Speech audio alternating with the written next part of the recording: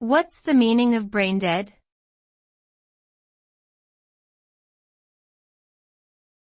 Brain dead.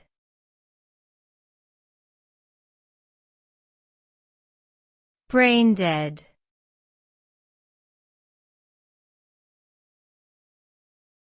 Brain dead.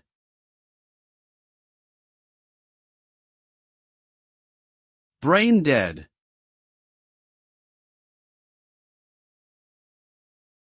The term brain dead refers to a state of irreversible loss of brain function, which can occur due to severe brain injury or illness.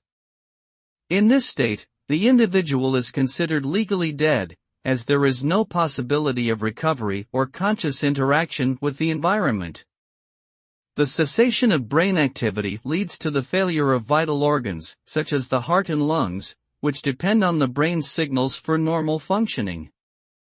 As a result, life support measures are required to maintain circulation and preserve organ function until the individual's organs can be donated for transplantation.